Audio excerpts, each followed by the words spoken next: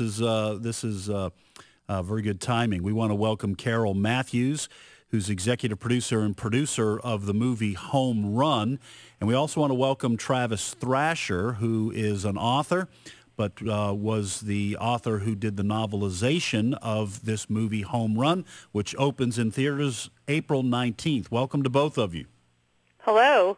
Yes, Hi, hello. guys. And Carol, hello. Hi, Travis. I think we know who's Carol and who's Travis here, right? Yes. Okay. Welcome, guys. Thank you for joining us here on American Family Radio. Carol, tell us about Home Run. What it's coming out in theaters when?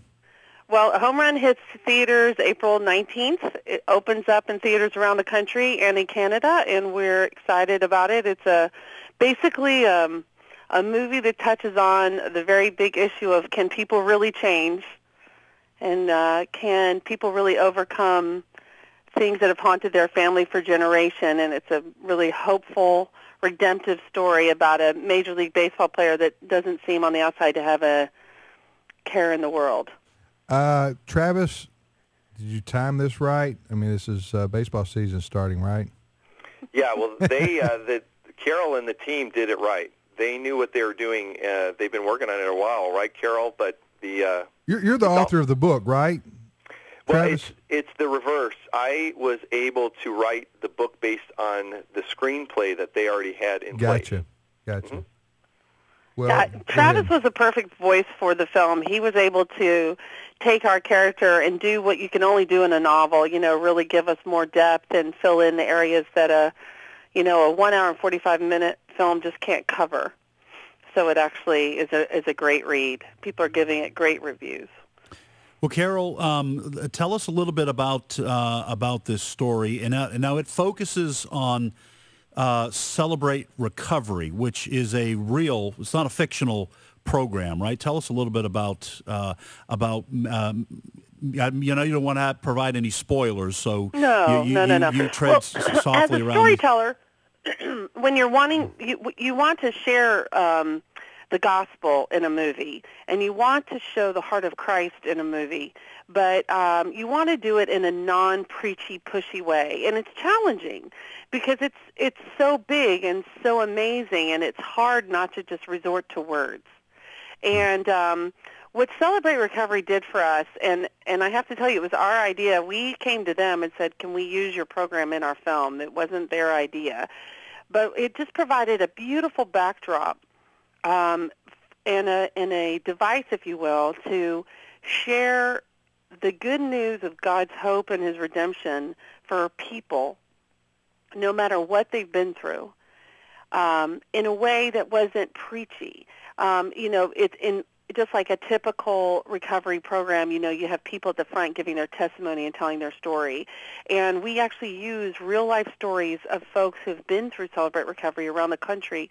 And those stories push our character through his own story, his own journey of healing. And I think that happens a lot for all of us. It is the story of other believers that help us see the Lord and help us understand who he is. And so Celebrate Recovery was an amazing asset, but it's more of a backdrop. The story really isn't about Celebrate Recovery. It just is a way to reveal Jesus and his heart for his people. Travis, Carol's mentioning that she does not want to make a movie preachy in terms of communicating Christianity, and that's the way I am when I watch movies. Some of the most powerful movies that I've ever seen that have an underlying Christian worldview. I think of the movie Bella that was released a couple of years ago.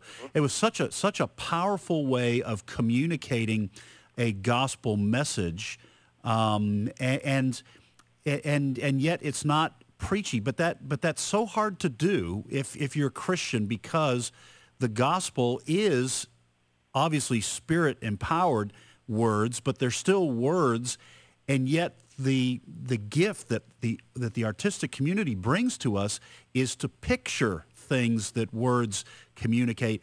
How difficult is it? It seems like it would be even harder in a novelization, since you are using words, but you still want to capture the imagery of a movie. How do you pull that off?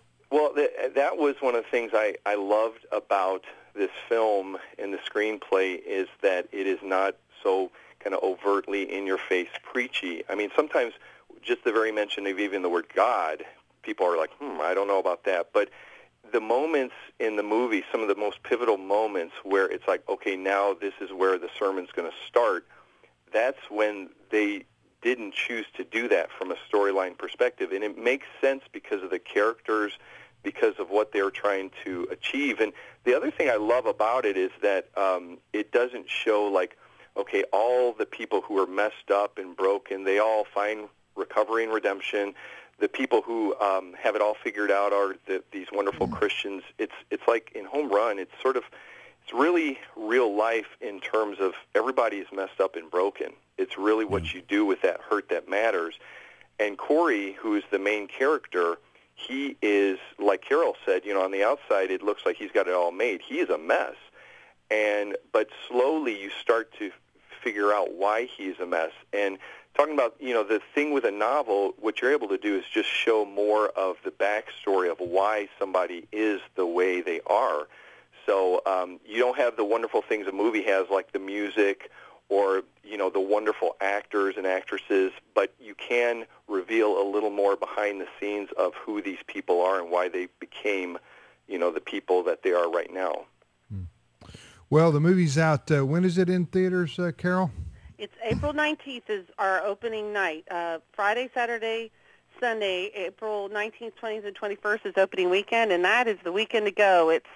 Opening weekend determines a lot for a future of a film, and it's a way for the Christian community to say, these are the types of movies we want. It's to go and vote on opening weekend. Vote with your feet. Vote with buying a ticket.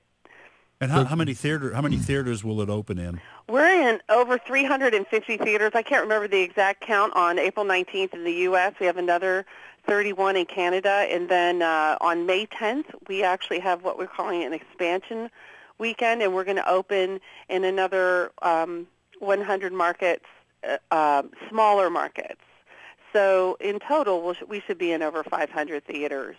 But you'll look for us April 19th. If you go to our website the week of April 19th, we'll be able to tell you exactly where we're opening on May 10th as well. What's the website? HomeRunTheMovie.com. All right. Well, listen, Travis, Carol, thanks so much for your time. We wish you all the best with the movie. Thank you. And we'll look forward to going to the theater and seeing it. Home Run opening across the country, and check it out at HomeRunTheMovie.com. Thank you. Yes, yeah, thank you guys. Take care. All right. Bye-bye. Bye-bye. You're listening to the radio program Today's Issues on American Family Radio.